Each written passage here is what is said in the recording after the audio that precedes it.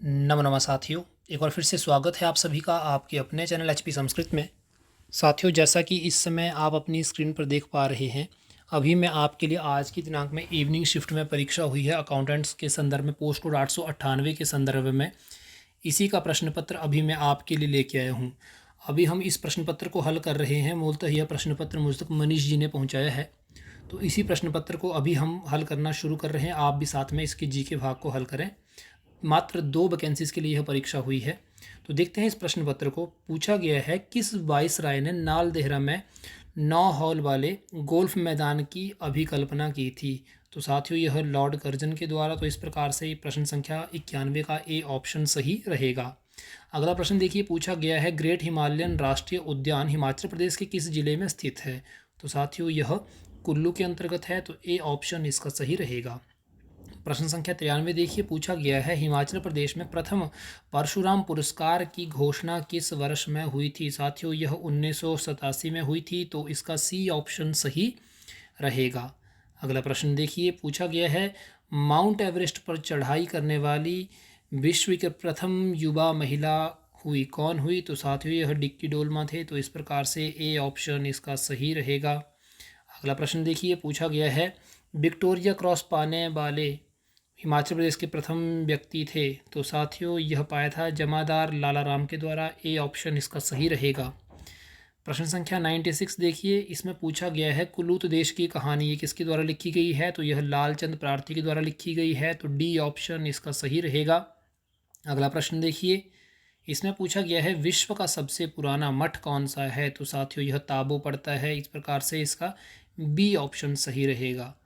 प्रश्न संख्या 98 के अंतर्गत यहाँ पे पूछा गया है, रघुनाथ मंदिर हिमाचल प्रदेश के किस स्थान पर स्थित है? तो साथियों, रघुनाथ मंदिर जो पड़ता है यह कुल्लू के अंतर्गत पड़ता है। ए ऑप्शन इसका सही रहेगा।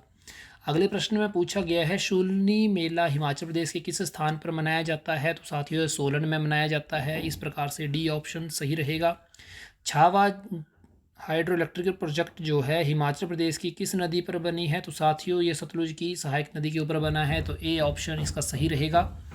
अगला प्रश्न देखिए, पूछा गया है, सुंदरनगर शहर की स्थापना किसने की थी? साथियों, सुंदरनगर का पुराना नाम क्या था?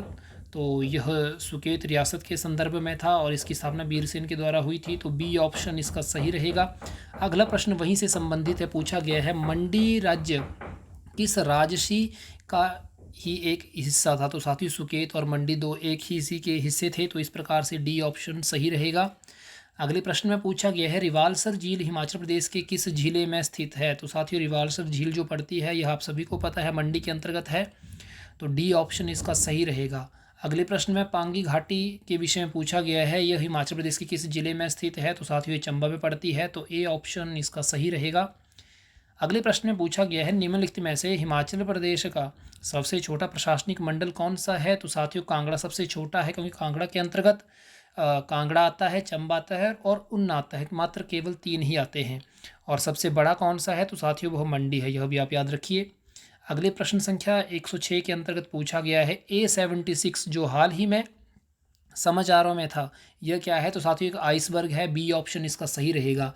बात की जाए जीके के प्रश्नों की, तो जीके टुडे से ही इन्होंने फिर से ये प्रश्न उठाए हैं। साथियों, जीके टुडे ऐप के अंतर्गत आप जाकर के डेली क्वेश्चन बैंक किया करिए, क्योंकि अब जो परीक्षाएं हैं उनके लिए प्रश्न पत्र बन चुके हैं, तो आप आराम से जो भी परीक्षाओं में प्रश्न पूछे जा रहे हैं उनके लिए तैयारी वहाँ से कर सकते हैं। तो प्रश्न संख्या 106 का बी ऑप्शन सही रहेगा। 21 मई 2021 की यह करंट अफेयर की यह न्यूज़ थी। प्रश्न संख्या 107, इसमें पूछा गया है, प्रथम भारतीय मूल का खिलाड़ी जिसने हाल ही में mixed martial artist world championship जीती है? तो साथियों, यह अर्जुन भुल्लर थे, तो इस प्रकार से इसका ए ऑप्शन सही रहेगा। 26 मार्च की यह करंट अफेयर है, जीके टुडे से ही यह क्वेश्चन उन्होंने उठाया है। अगला प्रश्न देखिए, पूछा गया है कि राज नारायणन जिनका हाल ही में देहांत हुआ किस भाषा के पुरस्कार विजेता लेखक थे? तो साथियों, तमिल के थे, तो ए ऑप्शन सही रहेगा। 18 मई का यह करंट अफेयर है। अगला प्रश्न देखिए, पूछा गया है, शब्द दिया है इन्होंने आपके लिए ADER, इन अक्षरों से बोला कि गया है कि कितने इंग्लिश के शब्द बन सकते हैं? साथियों, 3 बन सकते हैं, डेयर, रीड और डियर, तो इस प्रकार से सी ऑप्शन इसका सही रहेगा। अगले प्रश्न में पूछा गया है, एक फोटोग्राफ की ओर इशारा करते हुए मोनिका ने कहा कि वह मेरे दादाजी की इकलौती बेटी के लड़के का भाई है। वह आदमी मोनिका से किस प्रकार से संबंधित है साथियों? वो कज़िन है, तो इस प्रकार से इसका जो है बी ऑप्शन सही रहेगा। अगले प्रश्न में यहाँ से इस प्रश्न में पूछा गया है 40 बच्चों की एक पंक्ति में मधु बाएं से 18वां और सिंधु जो दाहिने से 11वें नंबर पे बैठी है। तो पंक्ति में मधु और सिंधु के बीच मध्य कितने बच्चे हैं? तो साथियों वह 11 हैं, तो सी ऑप्शन इसका सही रहेगा। अगले प्रश्न देखिए, पूछा गया है सोहन पूर्व की ओर 20 मीटर चला, वह अपनी बाईं ओर मुड़ा और 30 मीटर चला। फिर वह अपनी दाईं ओर मुड़ा और 20 मीटर चला। वह अपने शुरुआती बिंदु से कितना दूर और किस दिशा में चला? तो साथियों वह 30 मीटर चला कुल मिलाकर के, और किस दिशा में? तो दक्षिण की तरफ को। अगला प्रश्न देखिए, पूछा गया है 113 में कौन सा संश्लेषित तंतु कृत्रिम रेशम के तौर पर जाना जाता है? तो साथियों इसका जो है रेयॉन जो है बी ऑप्शन सही रहेगा। प्रश्न संख्या 113 का बी ऑप्शन। 114 साथियों इसका अभी तक आंसर नहीं मिला है, डिस्क्रिप्शन में इसका आंसर आपके लिए मैं डाल दूंगा। मनुष्य में लार है, तो साथियों मनुष्य की लार जो होती है इसका जो है डी ऑप्शन सही रहेगा, नन ऑफ दीज, क्योंकि वो 6.2 से रह करके 7.2 के बीच में रहती है, तो एसिड और बेस दोनों के मिश्रण के बीच में रहती है और न्यूट्रल भी होती है, तो इस प्रकार से डी ऑप्शन सही रहेगा। अगले प्रश्न में पूछा गया है इनमें से कौन सा उग्र प्राणी नहीं है? तो साथियों हिरण को ही ले सकते हैं, बाकी अन्य तो आप सभी को पता है सामान्य तौर पर ही।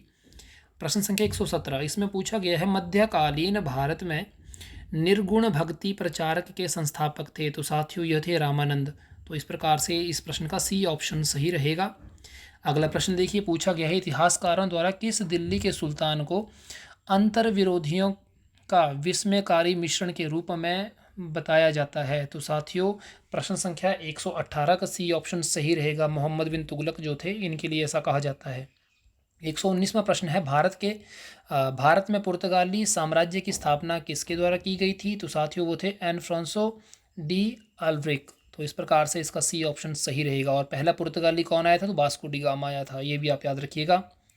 प्रश्न संख्या 120 इसमें पूछा गया है बौद्ध साम्राज्य और बौद्ध स्थापत्य और कला पाई गई यहाँ कहाँ पाई गई? तो अमरावती के अंतर्गत साथियों ए ऑप्शन इसका सही रहेगा। अगला प्रश्न देखिए 121 इसके अंतर्गत यहाँ पे पूछा गया है महात्मा गांधी द्वारा संपादित अंग्रेजी पाक्षिक था कौन सा था? यंग इंडिया के अंतर्गत साथियों हरिजन नाम की पत्रिका। आगे प्रश्न संख्या 122 इसमें पूछा गया है उपनिषदों की विषय वस्तु थी? तो साथियों वो दर्शन पर थी, सी ऑप्शन इसका सही रहेगा। अगला प्रश्न संख्या 123 इसके अंतर्गत पूछा गया है संविधान द्वारा लोकसभा में एंग्लो इंडियन समुदाय के 2 नामित सदस्यों का प्रावधान किया गया है? तो इस प्रकार से ए ऑप्शन इसका सही रहेगा। प्रश्न संख्या 124 इसमें पूछा गया है संविधान के अनुसार राज्य में शामिल करता है किसको? तो विधानसभा साथियों। अगले प्रश्न संख्या 125 इसके अंतर्गत पूछा गया है निम्न में से कौन सी एक पंचायती राज संस्था नहीं है? तो साथियों वो है ग्राम कोऑपरेटिव सोसाइटी, सी ऑप्शन इसका सही रहेगा। प्रश्न संख्या अगला है भारत क्या है? तो साथियों भारत में जो है संसदीय सिस्टम है, संसदीय प्रणाली है, तो इस प्रकार से ए ऑप्शन इसका सही रहेगा। प्रश्न संख्या 127 इसमें पूछा गया है भारत में आर्थिक नियोजन की शुरुआत करने का प्रयास सबसे पहले किसके द्वारा किया गया था? एम विश्वेश्वरैया के द्वारा किया गया था साथियों। इनके नाम पर एक दिवस मनाया जाता है, उसका नाम आप कमेंट करके ज़रूर बताइए साथियों। आप सभी के लिए यहाँ पे एक प्रश्न नया छोड़ रहा हूँ। प्रश्न संख्या 128 इसमें पूछा गया है निम्नलिखित में से कौन सा ग्रामीण विकास के तहत कार्यक्रम नहीं है? तो साथियों RDCI जो है ये इसके ग्रामीण विकास के तहत नहीं आता है। आगे प्रश्न संख्या 129 इसके अंतर्गत पूछा गया है रॉकीज के पूर्वी ढलान से नीचे की ओर बहने वाली गर्म सूखी हवाएं क्या कहलाती हैं साथियों? तो चिनूक कहलाती हैं, डी ऑप्शन इसका सही रहेगा। अगला प्रश्न देखिए इसमें पूछा गया है कॉन्ट्रा रिवेल संबंधित है? तो साथियों यह संबंधित है निकारागुआ से संबंधित है, सी ऑप्शन इसका सही रहेगा।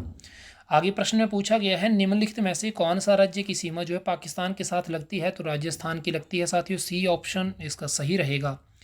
इडुक्की जल विद्युत परियोजना का लाभ किसे मिलता है साथियों? तो केरल इसका जो है सही आंसर रहेगा। अगले प्रश्न इंग्लिश से संबंधित है, डिस्क्रिप्शन में या कमेंट के माध्यम से हमारे बहुत से बंधु इनका आंसर देते हैं, आप वहाँ पे चेक कर सकते हैं। आगे देखिए सज्जन का संधि विच्छेद क्या है? सत प्लस जन साथियों, ए ऑप्शन इसका सही रहेगा। अगला प्रश्न है नवरत्न में कौन सा समास है? तो साथियों नवरत्न 9 रत्नों का समूह, वैसे संख्यावाची द्विगु है लेकिन यहाँ पर वो ऑप्शन नहीं है, तो तत्पुरुष समास आपका 9 रत्नों का समूह। इस प्रकार से आप इसको ले सकते हैं। प्राक कथन में उपसर्ग कौन सा है साथियों? तो प्राक है। इस प्रकार से सी ऑप्शन इसका सही रहेगा। मनोरथ का पर्यायवाची कौन सा है? तो साथियों वो आएगा आपका लिप्सा। तो इस प्रकार से बी ऑप्शन इसका सही रहेगा। तो इस प्रकार से अभी आपने पोस्ट कोड 998 के प्रश्न पत्र को हल कर लिया है। तो एक बार फिर से मनीष जी का बहुत बहुत धन्यवाद जिन्होंने आपके लिए इस प्रश्न पत्र को मुझ तक पहुंचाया। और साथियों यदि आपको मेरा प्रयास सार्थक लग रहा है तो आप चैनल को सब्सक्राइब कर सकते हैं। आप इस वीडियो को उन दोस्तों तक पहुंचा सकते हैं जो अग्रिम परीक्षाओं की तैयारी कर रहे हैं। तो अभी के लिए इतना ही साथियों, मिलते हैं ऐसे ही। तब तक के लिए सभी को नमस्कार, प्रणाम, नमो नमः साथियों।